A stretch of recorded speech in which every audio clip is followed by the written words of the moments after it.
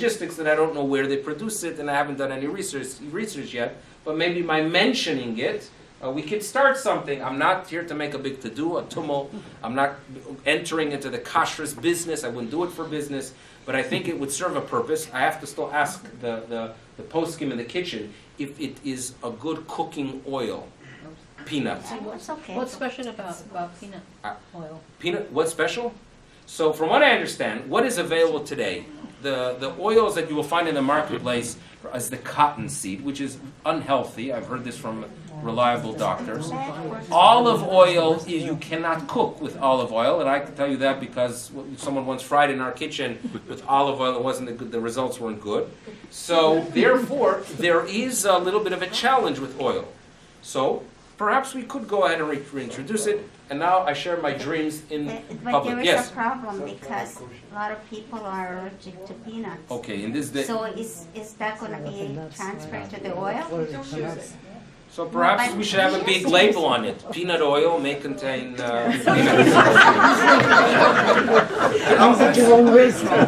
Anyway. No, that's why we stopped. You stop using it. Okay, makes sense. It was great. Bottom line is, it's as we enter into Pesach, it is important to be mindful of the simcha element. I have a tremendous amount of respect for those who put energy into making the Pesach in a traditional way. I just want to remind everyone that you have to keep things balanced. Do not overdo it. There are many areas in halacha that make it very, very clear that there are things that we do that are unnecessary. And when it comes to the foods, I'm open for any discussion. I tried in the list that is going to be sent out this weekend again. I tried to the best of my ability to add one more ingredient that was researched by kashrus agencies to give its approval, and you'll see it this Friday. It has to do with coconut, actually, but you don't like coconut. Any event, we'll take a few questions in general about Pesach. Yes, Rosalie, go ahead. In Israel, they're allowed to use canola oil, Correct. but we aren't. So, halachically speaking. So, are you asking about why, or you want I canola wonder oil? why. And if we go to Israel, are we allowed to Excellent question. eat it? Canola oil, the great poskim of the late 19th century, the pillars of Jewish law, the Maharsham, Rabbi Shvadron, and Rabbi Yitzchak Elchanan Spector, would tell you that it is 100% fine. And therefore, poskim in Israel, right, who allow it, especially among the religious Zionists, have every right, and it's 100% permissible for them. And therefore, if you are living by someone in Israel, if you are staying by someone in Israel that is using it because they follow those schools, it is 100% fine for you as well. Okay? It is very, very clear that if you come to my house, right, you should eat things, even though you are perhaps more strict in your house, but due to the fact that I'm a reliable, or at least my wife is a reliable person, so therefore you should eat and not ask questions about my kashrut. The same would apply if you go to someone in Israel. They have a series of things that they allow. Liftit, for example, which is a lecithin that's derived from, perhaps from the rapeseed. I'm not sure exactly from what. There are a few things that they allow in Israel. We have the custom not. When you're here, I respect the local custom, and therefore it's recommended to respect the minhag hamakom. When you are in Israel, you respect. Now, regarding kitzniyot, if you land up spending a Pesach by a Sfaradi, good luck, try to avoid the kitzniyot, but it does not affect the status of the vessels. Correct? It does not affect, because if for them it's kosher, it's really kosher for us. We follow the minhag. You're not going to go ahead and when the rice is being passed, to say, no thank you. And when the sushi is being served, you'll drool and say, no thank you. But when it comes to kelim, you do not have to concern yourself.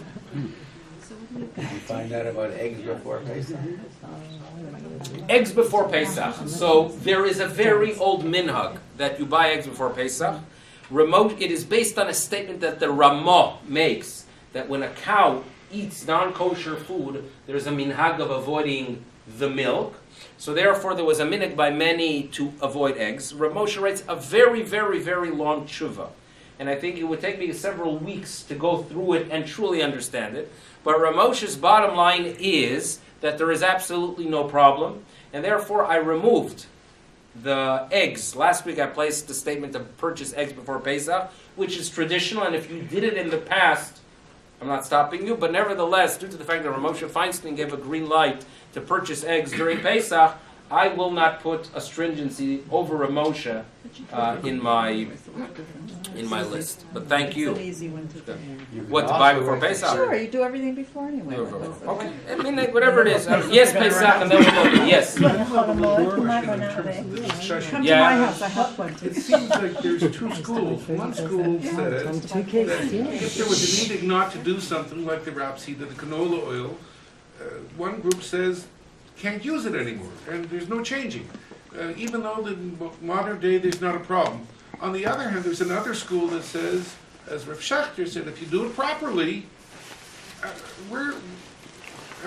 does it depend who you ask? Does it depend if there is a... Well, obviously it depends who you ask.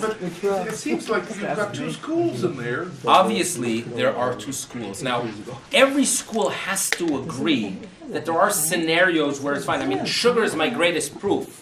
That even those who take the most traditional approach, they're using sugar, right? In other words, the COR gives hashgacha on sugar, even though in the 16th century, no one would give. So obviously, you have to be in tune with reality, correct? So even they agree. But you are correct that there's the traditional school, the Jew who will not eat garlic. Why? Because it was once stored or perhaps grown in a field. And then there are those that say, analyze every era, reanalyze realities. And that's how the halachic system works. That it is the reality that should determine. But you're 100% correct that there are different schools. What's interesting to me is that even practices that I follow have been affected by different schools. That in my home on Pesach, I'm yes going to eat potatoes, right? But at the same time, I'm not going to have peanuts, right? And I'm not going to have corn. Where's the logic, you ask? Well, it seemed to be that different eras had different practices, and they became the norm. Louis. I think sort of on Paul's question, or the same thing question with the canola oil, it's healthier than a lot of the other oils that can be used for Pesach. And again, is it considered kidney or not? And also because the thing that more and more things are coming in here also that are produced in Eretz Yisrael that are kidney, like Correct. Practically everything. I mean, there's a very tiny writing. It says kidney. Right. It says kosher for Pesach, and then if you look, it says kidneys. Right. It is an So issue. why don't they just say, look, it's healthier, there's no problem with it, use it. So that the reality is When are we that gonna say that kidney is okay? the school in Israel, they follow one school, and they're great Jews there. We follow a different school. As long as we are here, at least I feel, I'm not going to change a custom. In other words, even though I'm aware of all the history behind it, I will not eat a product that comes from Israel that said might have kitniot. And even though it's canola, which I know very well, the greatest poskim allowed it, and I know very well that if I one day get the blessing of being in Israel for Pesach, and I'm hosted by someone who follows the school that allows it, I'm going to eat there because I'm going to respect the human being more than I respect the minhag. That's a reality. But as long as I am here, it's a reality that, I think we all struggle with it. So But can I that's what we ask you a do. question? Are we supposed to go around the shopping and get a magnifying glass? Because I can't see those kind of things. Maybe don't look. Yes, one more question. Yes. That's why Coca-Cola. Okay, Coca-Cola. So number one. Back to Coca-Cola. Number one, Coca-Cola itself, I think they're having this year and also the special run that has the sugar. And you know that there are some connoisseurs among Gentiles that wait for Pesach.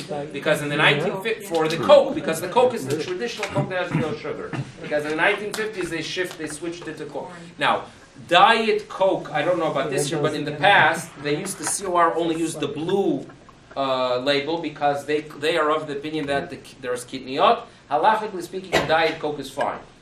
Okay, the Diet Coke for Pesach, even though it says for Sfardim, is 100% fine. Okay, there's no question about it. The OU allows it. All the large agencies do allow it. Are you saying we can buy it? 100%. There's no. It's to say that that's kitniot is an extreme that we just can't follow. What about the other pups that are dying? The diet, if they have a hashgacha, if they have a supervision for Pesach, they're fine. They're not kidney. They're not. If they have a supervision for Pesach, they're fine. Even if it says only for Sephardim. Even if it says for Sephardim, if it is a diet cola, and again, now if it says corn syrup on the ingredients, that's one thing. But I'm talking about the diet that has what we call kidniyot shenishtanu, that would be fine. Okay, we thank everyone for coming, listening, asking, educating, and this is a discussion that will continue ad biad goel tzedek b'merav yamenu. We're lucky to